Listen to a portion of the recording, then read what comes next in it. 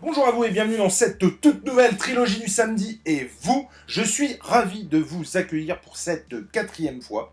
J'espère que vous avez effectué une très bonne rentrée, pour moi elle démarre sur les chapeaux de roue. Mais bon, tout devrait bien se passer puisque c'est moi qui m'occupe du programme. Alors restez dans votre siège mes petits oisillons, ça va décoiffer. Il s'agit comme à l'accoutumée et comme vous commencez à le savoir si vous suivez l'émission, d'un comics, d'un manga et d'une BD. Et c'est sans plus tarder que nous commençons avec le comics.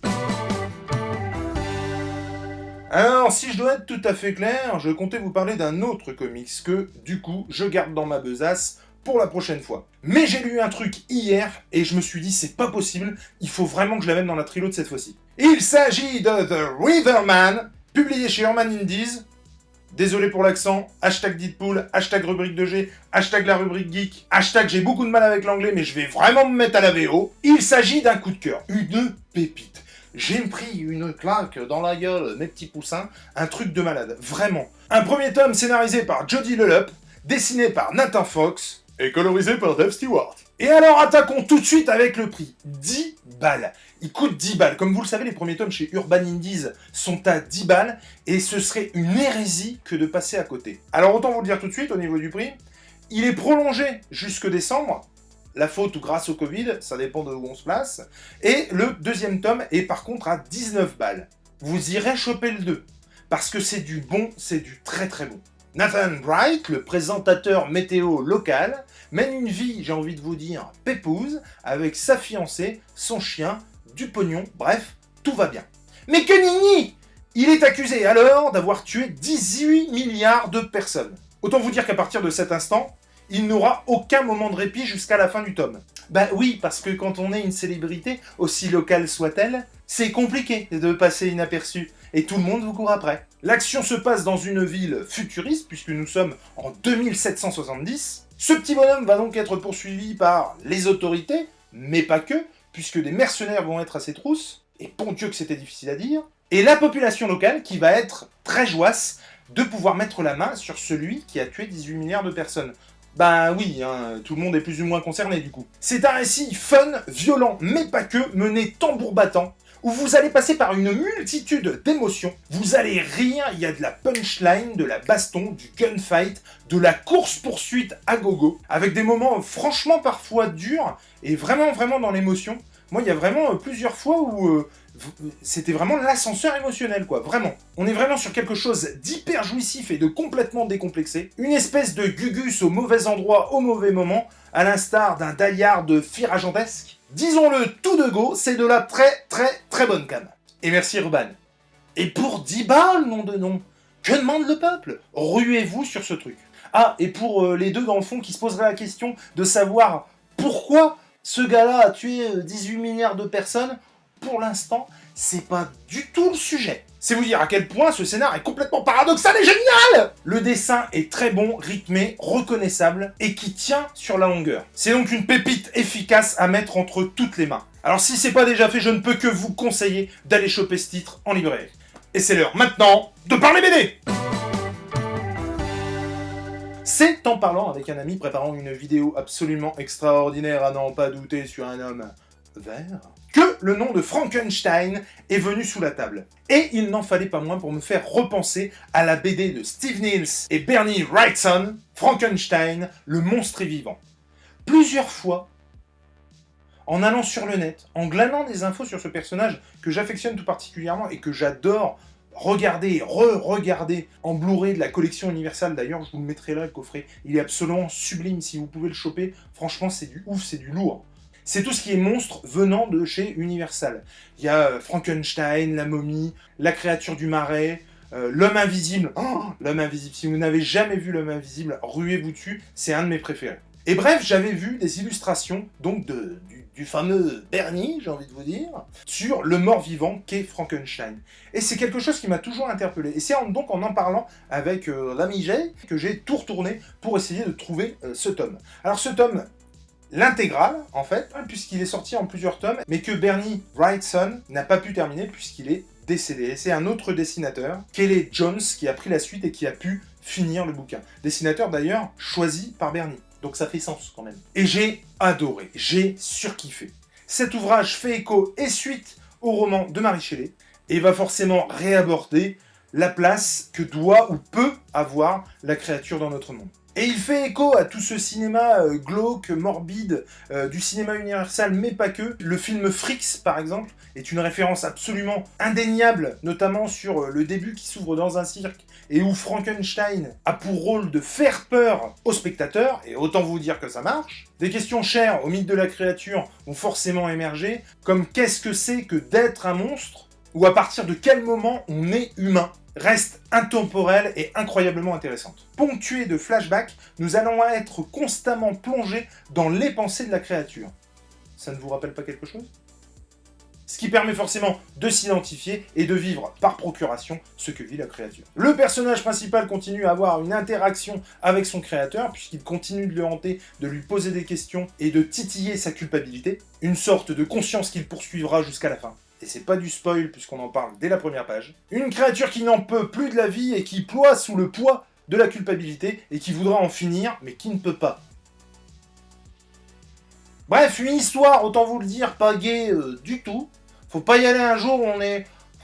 voilà. Mais notons quand même qu'il y a de l'espoir et que les rencontres que la créature va faire ne sont pas toutes mauvaises. Et heureusement, parce que alors là... Attardons-nous maintenant 2 minutes, si vous le voulez bien, sur le dessin de Bernie Wrightson. Bah, qu'est-ce que vous voulez que je vous dise ? C'est du bon, c'est du très bon. C'est pour ça que j'étais allé vers le récit, et autant vous dire que j'ai pas regretté mes 12 balles. Ah oui, parce que je l'ai vu d'occasion, je l'ai payé 12 au lieu de 19. Si vous voulez l'intégrale, c'est à 19.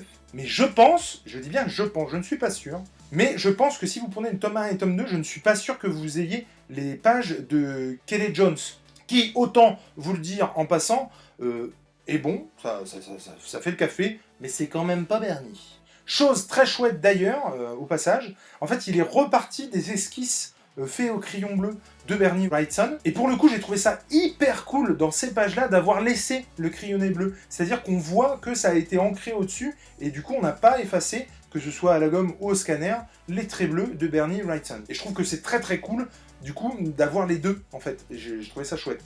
L'intégrale est blindée de couvertures et autres croquis annotés de l'artiste, et c'est vraiment très très cool. C'est un très très bel objet, un très très beau livre que je vous conseille très très fortement. Mais alors oui, son dessin est absolument oufissime, fourmille de détails.